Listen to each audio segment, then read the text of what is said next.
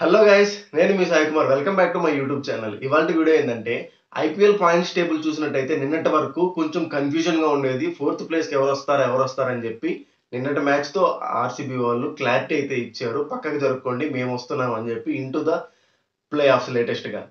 So నిన్నటి match అనేది sensation అనమాట. హోల్ ఆర్సీబీ గ్రౌండ్ అనేది రెడ్ ఫ్లాగ్స్తో నిండిపోయింది. And in fact RCB women's team మొత్తం వచ్చి మెన్స్ టీంకి సపోర్ట్ చేసింది. ఇది ఒక సెన్సేషనల్ మ్యాచ్ అనమాట. ఈ మ్యాచ్ గురించి మనం ఇంకా క్లియర్ గా మాట్లాడుకుంటాం వీడియోలో. ముందుగా మన ఛానల్ విజిట్ చేసినట్టయితే లైక్, షేర్, సబ్స్క్రైబ్ అయితే చేయండి గైస్.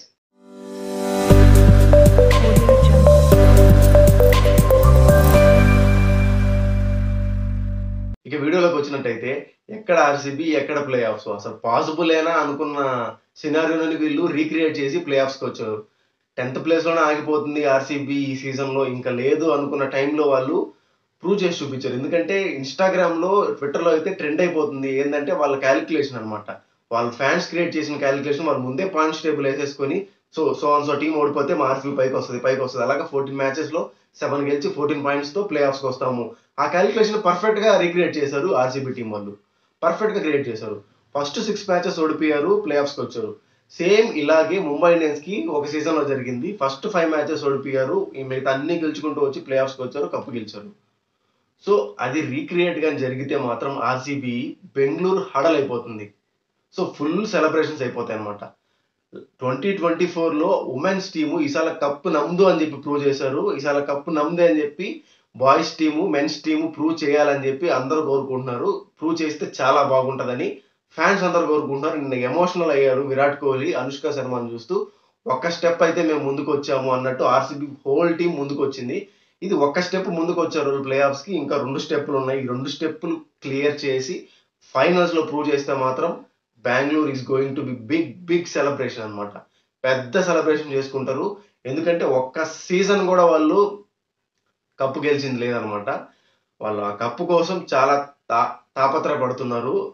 ఆర్సీబీ వాళ్ళు కప్పు కావాలని చెప్పి. చూద్దాం ఏం జరగబోతుంది అనేది. ఇది 1 స్టెప్ సెలబ్రేషన్. ఈ 1 స్టెప్ సెలబ్రేషన్ చాలా గ్రాండ్గా చేశారు. ఇన్ఫాక్ట్ నేను ఆంధ్రప్రదేశ్కి ఓటేయడానికి ఎలక్షన్ కానీ ఇంటికి వెళ్ళి వర్క్ ఫ్రమ్ హోమ్ చేసి 1 వీక్ నిన్న రిటర్న్ అయ్యాను. నిన్న రిటర్న్ అయ్యి బస్సులో వస్తుంటే ప్రతి ఒక్కరు చేతిలో ఫోన్లో ఐపీఎల్ మ్యాచ్ చూస్తున్నారు, బస్సులోనే సెలబ్రేషన్ చేస్తున్నారు. అరుపులు, ఆ విన్నింగ్ సెలబ్రేషన్, బస్సు అంతా హడలెత్తిపోయింది. అండ్ ఇన్ఫాక్ట్ నేను విండో ఓపెన్ చేసి బయట చూస్తే కూడా బైక్ ర్యాలీ, ఆర్సీబీకి ఎక్కడంటే అక్కడ ఉన్నారు ఫ్యాన్స్. బట్ నేను బెంగళూరులో కూడా చాలా వీడియోస్ చూసాను, మా ఫ్రెండ్స్ చాలా సెలబ్రేషన్ జరిగాయి నిన్న నైట్ అయితే.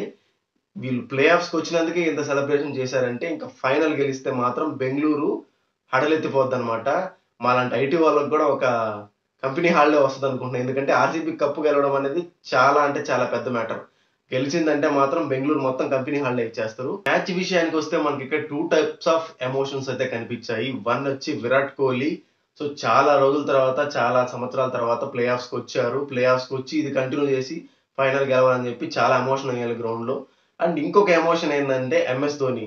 సో మళ్ళీ ఎంఎస్ ధోని గ్రౌండ్లోకి వస్తాడా అని చెప్పి రూమర్స్ వచ్చాయి. ఇదే అతనికి లాస్ట్ సీజన్, ఎందుకంటే గైక్వాడ్కి కెప్టెన్సీ ఇచ్చేశాడు. సో మళ్ళీ ఆ లెజెండ్ని మనం గ్రౌండ్లో చూడగలమా అని చెప్పి ఫ్యాన్స్. 2 టైప్స్ ఆఫ్ ఎమోషన్స్ అయితే నిన్న చూసాము. ఓకే, ఇంకా నిన్న టాస్ గెలిచి చెన్నై వాళ్ళు అయితే బౌలింగ్ అయితే తీసుకున్నారు. బౌలింగ్ తీసుకున్నారు సరే, మంచిగా ప్రూవ్ చేశారా అంటే ప్రూవ్ చేయలేకపోయారు. శార్దుల్ ఠాకూర్, దేశ్ పాండే చాలా ఎక్కువ రన్స్కి అయితే వెళ్ళారు. సో బ్యాటింగ్ లో చూసినట్టయితే విరాట్ కోహ్లీ, ఫ్యాబ్ డూప్లెసిస్ మంచి ఇన్నింగ్స్ అయితే ప్రారంభించారు. సో మధ్యలో వర్షం వచ్చింది. బట్ ఆ వర్షాన్ని ఆర్సీబీ గ్రౌండ్ మేనేజ్మెంట్ కి మనం హ్యాట్స్ ఆఫ్ చెప్పాలి. ఎందుకంటే వర్షం అలా పడిందో లేదో అప్పుడే క్లీన్ చేశారు. ఆ గ్రౌండ్ ను కూడా ఏదో సమ్ న్యూ టెక్నాలజీని ఇంట్రడ్యూస్ చేశారంట. వర్షం నీళ్లు పడినా కానీ వెంటనే ఇంకిపోతున్నాయి లోపలికి. సో గ్రౌండ్ స్టాఫ్ మేనేజ్మెంట్ కి హ్యాట్స్ ఆఫ్ చెప్పొచ్చు. సో వాళ్ళిద్దరు పార్ట్నర్షిప్ అయితే చాలా బాగా వచ్చింది. మధ్యలో రజత్ పటిదార్. ఈ పటిదార్ లాస్ట్ 5 మ్యాచ్ల నుంచి కన్సిస్టెన్సీగా ఆడుతున్నారు. చాలా మంచి హిట్టింగ్ చేస్తున్నారు. ఇన్ఫాక్ట్ పటిదారు, కెమెరాన్ గ్రీన్ పార్ట్నర్షిప్ చాలా ఎక్కువ వచ్చింది. ఇంకా లాస్ట్ లో చూసినట్టయితే దినేష్ కార్తిక్, మ్యాక్స్వెల్ వాళ్ళ శైలిలో వాళ్ళు చాలా బాగా ఆడారు. సో 218 రన్స్ అయితే వాళ్ళు టార్గెట్ ఇచ్చారు. 218 రన్స్ అంటే ఆర్సీబీ గెలవాలంటే 18 రన్స్ తో గెలవాలి. అంటే సిఎస్కేని 200తో ఆల్అౌట్ చేయాలి. 201 కొట్టినా కానీ సిఎస్కే వాళ్ళు ప్లే ఆఫ్స్కి వచ్చేస్తారు. సో బ్యాటింగ్ లో దిగిన సిఎస్కే అట్టర్ ఫ్లాప్ అయింది. ఫస్ట్ బాల్లే మ్యాక్స్వెల్ ఇన్ఫాక్ట్ ఇన్ని రోజులకు గాను ఆర్సీబీకి ఈ మ్యాచ్ లో ఉపయోగపడ్డాడు. ఫస్ట్ బౌలింగ్ వచ్చాడు, ఫస్ట్ బాల్లే కెప్టెన్ గైక్వాడ్ ని పంపించాడు. బట్ ఇక్కడ సిఎస్కే బ్యాటింగ్ లైనప్ ఎందుకో కొంచెం తడబడుతూ ఆడింది. మధ్యలో రచిన్ రవీందర్, రెహానే మధ్య పార్ట్నర్షిప్ చాలా బాగుంది. 8 ఓవర్స్‌కి ఇన్‌ఫాక్ట్ 10 రన్స్ పర్ ఓవర్ కొడుతూ 80 రన్స్ మెయింటైన్ చేస్తూ వచ్చారు. బట్ మధ్యలో కొంచెం శివం దూబే మిస్ అయ్యాడు. రవీంద్ర జడేజా పర్లేదు 22 బాల్స్ 42 రన్స్. బట్ ఇక్కడ ఎంఎస్ ధోని కూడా మెచ్చుకోవాలి మనము. 13 బాల్స్‌లో 25 కొట్టాడు. బట్ సపోర్ట్ ఎవరు చేయలేదు అక్కడ.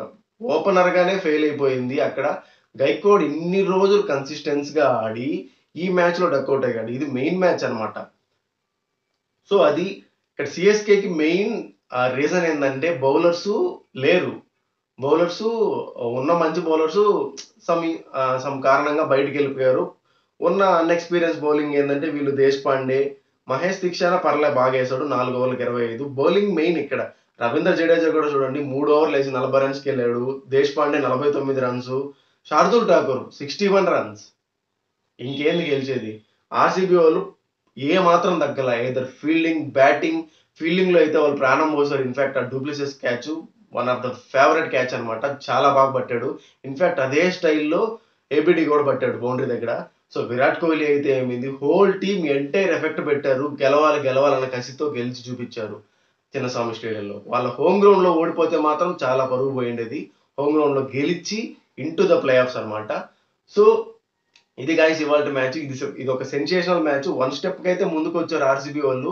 ఈ ఈ విన్నింగ్ కాజ్ ఇంకా ముందుకెళ్ళి ఫైనల్స్ వరకు వచ్చి ఫైనల్ గెలిస్తే మాత్రం చెప్పాను కదా, బెంగళూరులో సెన్సేషన్ సెలబ్రేషన్స్ అయితే జరగబోతున్నాయి. మరిన్ని ఇలాంటి వీడియోస్ కోసం మన ఛానల్ ఇప్పుడే లైక్, షేర్, సబ్స్క్రైబ్ అయితే చేయండి గైస్ తప్పకుండా. Thanks for watching my video.